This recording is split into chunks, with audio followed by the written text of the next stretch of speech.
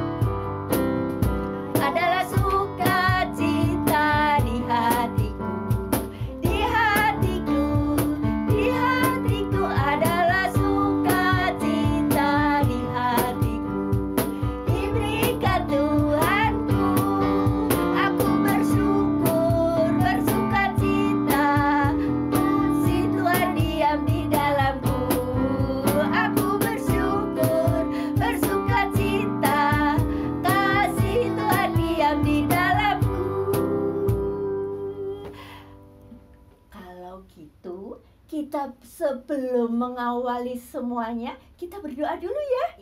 Anak-anak, mari kita berdoa. Kita panggil nama Tuhan. Telepon 55 ya. 5, 5, 10. Yuk, mari kita berdoa. Selamat pagi Tuhan, terima kasih karena Engkau telah menyertai kami sepanjang hari ini. Hari ini kami akan memuji dan berbakti kepadamu, pimpin kami dari awal sampai akhir. Terima kasih Tuhan, dalam nama Tuhan Yesus kami berdoa. Amin. Amin. Adik-adik, kita tahu dari firman Tuhan bahwa Tuhan Yesus semasa hidupnya banyak membuat mukjizat. Yang sakit disembuhkan, yang lumpuh bisa berjalan. Apakah mukjizat Tuhan sampai detik ini masih ada? Yuk kita pujikan. Mukjizat itu nyata.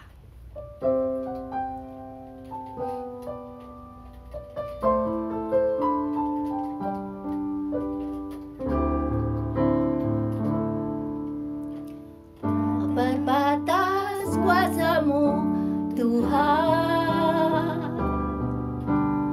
Semua dapat Kau lakukan. Apa yang kelihatan mustahil bagiku, itu sangat mungkin bagimu. Di saat ku tak berdaya, kuasa-Mu yang sempurna. Ketika ku percaya, mukjizat itu nyata, bukan karena kekuatan, namun Roh-Mu ya Tuhan. Ketika ku berdoa, mukjizat itu nyata. Kalau kamu percaya nggak kalau mukjizat Tuhan masih nyata sampai detik ini? Selalu percaya Oma, mukjizat Tuhan itu tiada batasnya. Iya, aku pernah mengalami mukjizat itu. Waktu itu kurang lebih tahun 80-an. Waktu itu anak-anakku yang pertama, kedua, ketiga sakit, panas, batuk. Sudah 3 minggu diberi obat oleh dokter.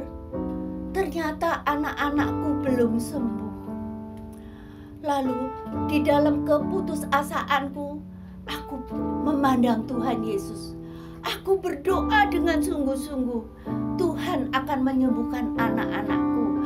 Aku akan stop obat ini. Aku akan menyandarkan kepada Tuhan.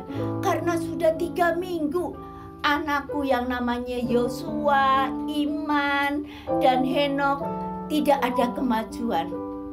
Suatu malam ketika aku tidur, anak-anakku di sampingku 3 anak, tiba-tiba aku melihat sinar yang melewati badannya anak-anak dan hinggap di tembok. Aku langsung melihat tembok itu ada apanya.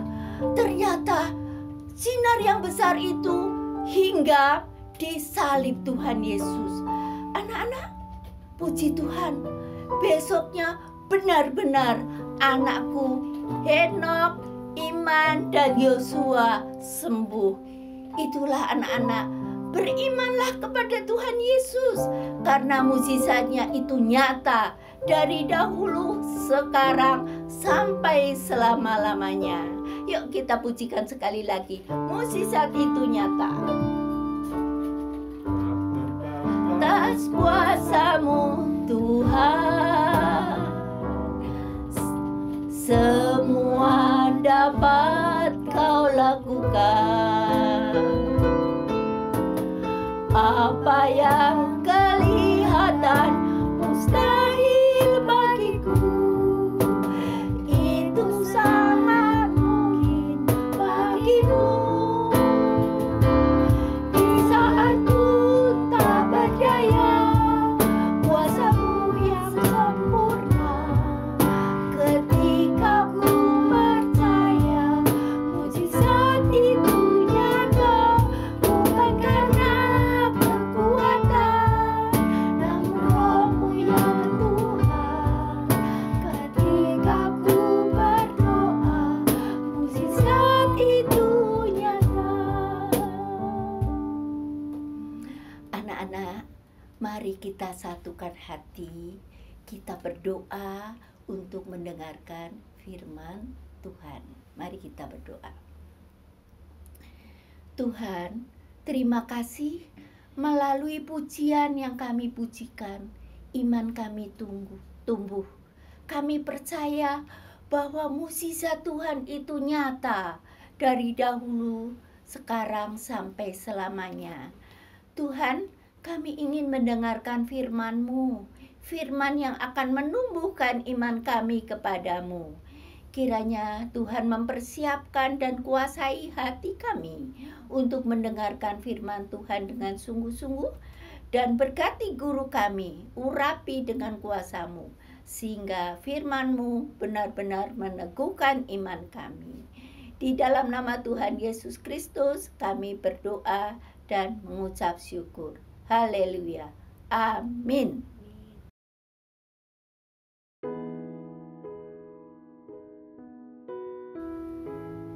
Halo, selamat pagi adik-adik. Selamat berjumpa kembali ya sama saya, Bu Rina.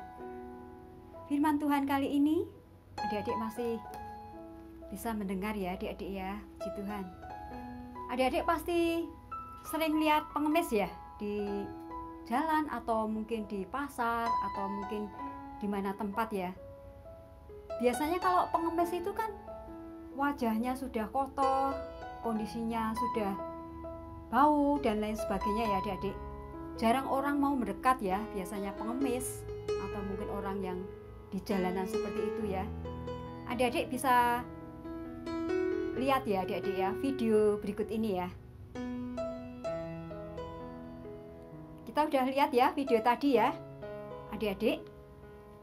Petrus dan Yohanes, 2 rasul dari Tuhan Yesus ya, itu biasanya sembahyang di Bait Allah ya. Kisah tadi dilihat dari Kisah Para Rasul 3 ya. Kisah Para Rasul 3. Jadi bisa lihat Alkitab ya. Kisah Para Rasul 3 ayat 1 sampai 10. Jadi kisah tadi menceritakan bahwa Petrus dan Yohanes itu sembahyang kira-kira kan jam 3 sore ya, waktu itu ya, waktu setempat ya. Jam 3 itu biasanya kalau sembahyang itu di muka pintu gerbang mau masuk ke Bait Allah, itu ada seorang pengemis yang kondisinya udah lumpuh sejak lahir. Kalau lumpuh tuh biasanya kan diusung. Dia setiap hari tuh diusung orang-orang yang peduli sama pengemis tadi.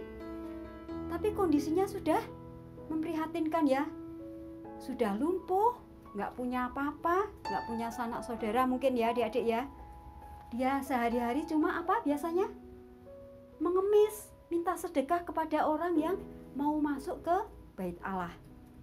Waktu dia mengemis itu kondisinya sudah tidak layak ya. Dia lalu apa biasanya kalau orang mengemis itu kan biasanya nggak langsung menatap muka orang yang memberi itu. Dia menunduk, nyuwun pareng-pareng, biasanya kan gitu kalau pengemis. Orang lumpuh tadi juga iya. Petrus, Yohanes itu lihat kalau orang yang kondisinya sudah apa? Lumpuh tadi jadi pengemis, sudah tidak mampu ya. Tapi apa? Petrus ngomong, emas dan perak tidak ada padaku.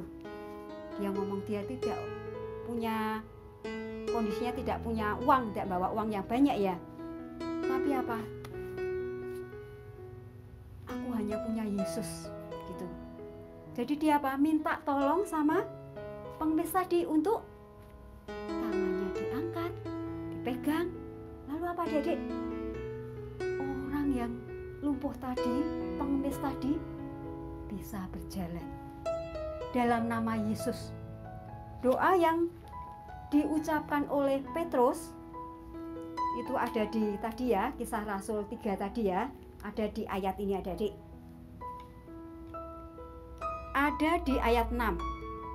Emas dan perak tidak ada padaku, tapi yang apa yang kupunyai kuberikan kepadamu, yaitu demi nama Yesus Kristus orang Nazaret itu berjalanlah.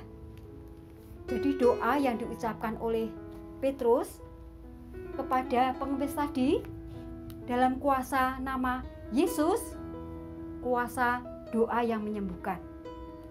Doa itu tidak sebatas sama kata-kata yang kita ucapkan ya adik-adik, tidak usah panjang lebar, mungkin kita nggak tahu artinya, tapi kita tuh doa yaitu dalam nama Yesus.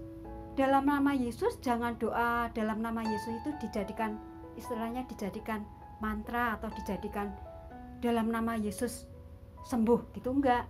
Tapi kita tuh doa dalam nama Yesus punya keyakinan bahwa yang menyembuhkan itu adalah Yesus, juru selamat yang hidup. Jadi pelajaran hari ini dalam video tadi ya, orang tadi, pengemis tadi, orang lumpuh tadi didoakan oleh Petrus sehingga orang lumpuh tadi bisa berjalan. Karena apa? Orang lumpuh tadi percaya bahwa hanya Yesus yang menyembuhkan, Yesus yang punya kuasa, Yesus yang hidup, juru selamat yang hidup yang punya kuasa untuk menyembuhkan. Orang lumpuh tadi sekarang jadi percaya, dia yakin dan percaya bahwa dia dari dulunya tidak mengenal Yesus, setiap hari duduk di pinggir pintu gerbang Bait Allah, tapi dia sekarang yakin bahwa hanya Yesus satu-satunya juru selamat yang hidup. Dia punya yakin dapat diterima oleh orang banyak. Karena apa? Dia sekarang yakin dan percaya karena Yesus yang punya kuasa untuk menyembuhkan dia. Dia sekarang apa?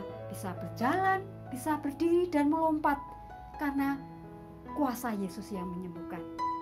Hari ini kita belajar adik-adik bahwa doa kita kalau dilandasi atau diyakini bahwa hanya dalam nama Yesus kita berdoa, dalam kuasa Yesus pasti disembuhkan. Adik-adik, itulah cerita hari ini adik-adik, bahwa kuasa doa kalau kita betul-betul yakin doa dengan sungguh-sungguh, kita pasti bisa apa? Mampu dan apa? Bisa diselamatkan, bisa disembuhkan oleh Yesus. Puji Tuhan. Adik-adik, setelah dengar firman, kita juga jangan lupa kita mau doa ya. Mari kita doa. Tuhan Yesus, terima kasih kami sudah mendengar ya Bapa firman-Mu yang sungguh-sungguh menguatkan kami ya Bapa untuk tetap belajar ya Bapa. Berdoa hanya dalam nama Yesus, hanya dalam nama Yesus kuasa doa untuk menyembuhkan kami ya Bapa.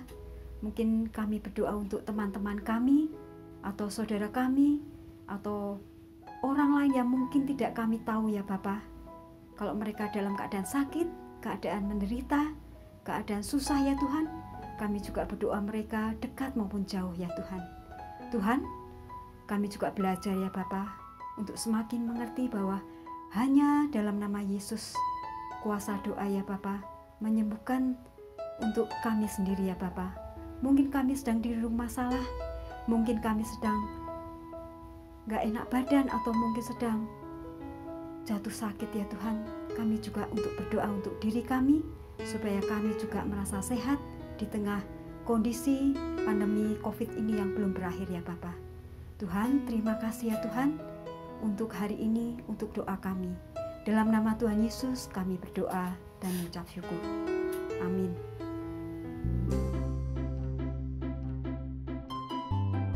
Adik-adik, kita sudah mendengarkan cerita dari firman Tuhan. Kakak mau ingatkan untuk kita juga memberikan persembahan buat Tuhan. Kalian bisa memasukkan persembahan ke dalam kotak yang ada di dekat kantor gereja, atau minta tolong papa mama untuk transfer persembahan ke rekening gereja. Oh ya, kita juga bisa transfer persembahan langsung lewat handphone. Kalian bisa minta tolong papa mama untuk scan QR code gereja dari aplikasi mobile banking atau dompet elektronik seperti GoPay, OVO, Dana, ShopeePay, dan lainnya. Nah, setelah ini kita kerjakan aktivitas yuk. Shalom, after listening firman Tuhan, kita akan membuat aktivitas untuk minggu ini. Kita akan membuat ini. Oke, seperti yang kita tahu bahwa itu adalah sebuah gambar. Sebenarnya itu ada dua section ya, ada two section of that. Yang pertama adalah drag bar atau tandu atau apapun itu yang pokoknya yang buat ngangkat orangnya sama yang orangnya. Alat dan bahannya untuk yang section 1, untuk yang buat drag bar atau tandu itu kita butuh yang namanya sumpit, atau pakai sedotan juga boleh, pakai sendok plastik juga boleh. Kalau sendok plastik mungkin agak dipotek aja depannya, atau nggak usah dipotek juga nggak apa-apa sih. Yaudah pakai itu, tapi I prefer use this to yang lainnya karena ini tuh lebih kuat. Ini kan kayak kayu gitu kan, lebih kuat. Dan yang paling penting adalah jangan gunakan barang baru, gunakanlah sampah. Oke, itu mereduce juga sampah-sampah lokal. Terus kayak buat yang alasnya itu, buat tidur orangnya, kita butuh yang namanya kertas. Kertas ini nanti, kertas juga dibutuhkan sih ya, tapi yang putih polos ya, buat nanti gambar orangnya. Kalau yang ini buat alasnya, prefer using yang kertas lebih tebal tuh yang HVS biasa, karena ini enak aja gitu buat nempelin orangnya. Ya udah sih gitu aja. Bisa pakai Manila, Buffalo, Asturo. Tapi kalau punya HVS ya udah HVS aja sih. Just make it simpler. Oke. Kemudian yang kedua, orangnya butuh HVS tadi buat gambar. Kemudian butuh peralatan untuk gambar. Peralatan untuk gambar tuh ada banyak banget. Yang pertama yang kalian butuhkan tuh pensil buat gambar orangnya ya kan. Terus yang kedua, kalau misalnya kalian mau lebih bold, kalian butuh outliner. Outliner tuh bisa kayak macam-macam sih. Tapi kalau di sini aku menggunakan ini drawing pen yang 0,3. Sebenarnya 0, berapapun terserah kalian, nggak apa-apa. Tapi kalau kalian nggak punya ini, kalian bisa pakai pensil EE. Tapi kalau kalian nggak punya dua-duanya, ya udah sih nggak usah pakai outliner juga, nggak apa-apa. Pakai pensil biasa aja, ditebelin gitu. Kalau nggak pakai bolpen bisa. Bolpen yang gel mungkin ya. Kalau yang standar tuh ya gitulah, kalian tahu sendiri. Oke. Kemudian pensil warna. Nggak harus pensil warna, kalian bisa pakai crayon atau yang lainnya. Ada banyak pilihan. Ada brush pen nih, terus kayak ada stabilo yang model kayak gini, kalian tahu kan? Yang kayak gini, yang beda sih yang kalian punya aja. Stabilo ini yang warna pastel. Kalian juga bisa pakai misalnya, stabilo itu susah digenggam. Ini kan kayak lebar gitu kan, susah digenggam. Kalian bisa pakai yang kayak gini nih, yang kayak gini, yang kayak pensil. Tapi ini jatuhnya lebih ke spidol bukan stabilo. Stabilo kan highlighter ya. Kalau kalian pilih highlighter bisa pakai yang ini nih. Nah ini namanya mild liner. Jadi ini tuh kan bolpen tapi tutupnya tuh spidol tuh highlighter gitu. Jadi kayak gampang aja. Terus kalian kalau misalnya mau lebih kreatif, kalian bisa pakai bolpen warna, punya bolpen warna. Terus ini juga bolpen warna dan bolpen warna lagi. Oke. Terus apa lagi ya? Oke, kalian untuk ngelem ininya loh, alas orang tempat dia tidur sama ke sticknya itu tentu saja kita butuh lem dan gunting. Kalau misalnya kalian mau lebih kreatif lagi, kalian bisa pakai kayak ini nih, namanya washi tape yang kayak gini nih. Ini kan ada kayak yang ada dua pilihan ya, ada yang ininya tipis, ada yang tebal lagi. Ya udah terserah kalian. Mau pakai isolasi biasa juga nggak apa-apa. It's up to you. Siapa lagi ya? Oh ya, kan ada untuk nempelin orangnya ke tandu atau drakbarnya itu ada banyak cara. Ada yang pakai kancing puter, ada yang pakai jarum mentul. Tapi karena jarum mentul itu sangat berbahaya, jadi I prefer use this. Ya kita jahit itu orangnya ke tandunya itu. Tapi jahitnya yang bisa diputar ya, dan usahakan kalian membutuhkan bantuan orang tua. Jadi orang tua tolong dampingi anak kalian supaya tidak terjadi hal-hal yang tidak diinginkan. Oke, let's do this. For section number 1, of course we draw the person who ya pokoknya yang tidur itu.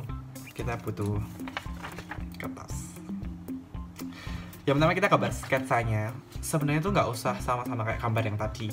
Terserah kalian mau orangnya mau Arabikan, mau Oriental, terserah kalian. Atau kalian mau yang rambutnya mohak gitu, terserah kalian.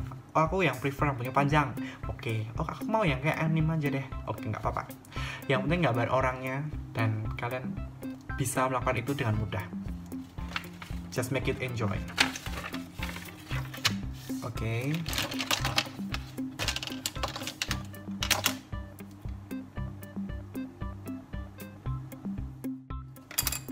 Oke, aku udah kayak setengah jalan. Nih lihat.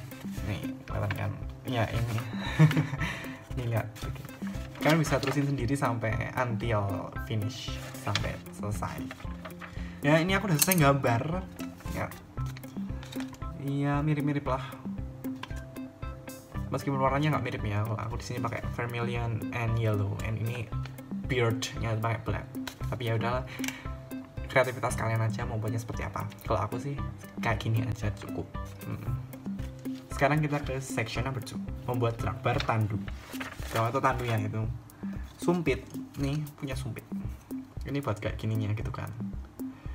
Usahakan lebar kayak ininya loh, apa sih? Jarak interval antara ininya tuh ya seorangnya. Jangan sampai sempit ya, kayak mau ditaruh gitu kan susah. Apalagi kelebaran, nanti kalau lebaran jatuh dong. Oke, jadi usahakan pas. Makanya tadi kenapa section number 1 tuh gambar orangnya, supaya kita bisa ngukur, oh ini gambarnya tuh kayak segini cukupnya gitu. Jadi gini, ini kan orangnya kan, ini yang buat tidur nih ya. Ini kan lebarnya kan lebih lebar daripada orangnya gitu. Jadi nanti kalau misalnya dia mau ngangkat dia ceritanya gitu kan bisa gitu. Oke, oh ya tadi kalau kalian di rumah punya stick es krim, pakai stick es krim. Oke. Sebelum ditempel, I prefer untuk menempelkan ini ke alas ininya tadi, daripada nanti nempel ke tandunya dulu, nanti susah buat nempelinnya. Jadi mending kita menjahit ini dulu. Kita use this needle ini. Pakai bantuan orang tua ya. Jadi gini.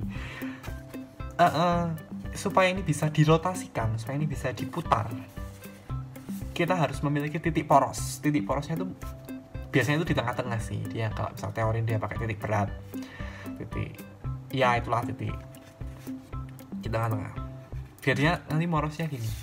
Kalau kalian nitiknya itu di sini, porosnya di sini, nanti muternya gini. Nah, gitu. I think ya udah di tengah aja sih kayak gambar tadi. And then we start to sew this section. dijahit. Oke.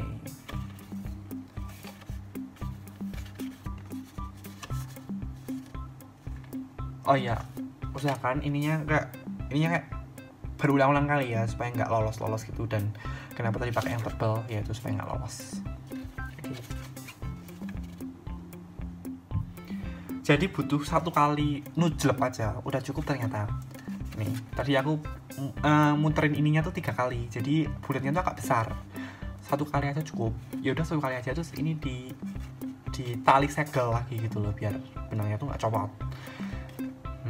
Usahakan orang tua kalian saja yang melakukan ini, because it's so dangerous for you. Oke, kalau udah selesai ini like this, ini bisa diputar. Oke. Sekarang kita tempelkan ini, which is ini tandu dan orangnya, oke, ke gagangnya itu. Kita pakai lem.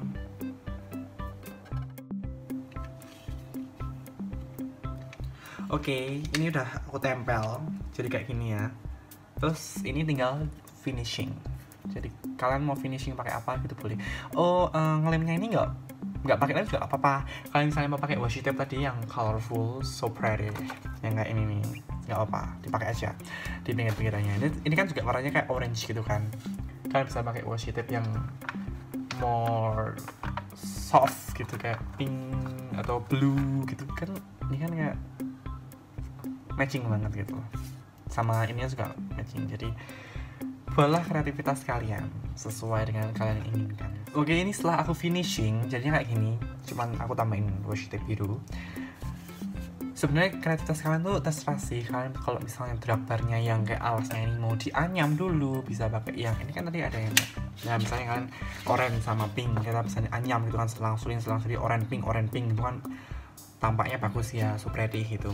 Dan sekarang misalnya, oke, aku gabut nih minggu-minggu kan, nanti di sini kalian mau tambahin apa gitu, ragam hias apa gitu yang akan kalian tambahkan, nggak apa-apa. Misalnya mau dibuat vignette atau mandala gitu-gitu kan bagus kan ya, buat kayak gini nggak apa-apa. Terus kalau misalnya kalian sumpitnya, kok kurang ya ini sumpitnya gitu, mau ditambahin apa gitu, nggak apa-apa, itu kreativitas kalian. Oke. Jadi ini karyaku, mana karyamu? Oke teman-teman, sebelum kita kembali ke aktivitas kita masing-masing, marilah kita menerima berkat Tuhan. Selamat pagi anak-anak. Bersyukur kita boleh beribadah kepada Tuhan di sekolah minggu ini, walaupun hanya di rumah. Tapi Tuhan yang kita puji adalah Tuhan yang kita muliakan dalam hidup kita. Sebelum kita mengakhiri ibadah kita, marilah kita menerima berkat Tuhan. Kasih karunia Tuhan Yesus Kristus, kasih Allah, dan persekutuan dengan Roh Kudus menyertai kamu semua. Amin.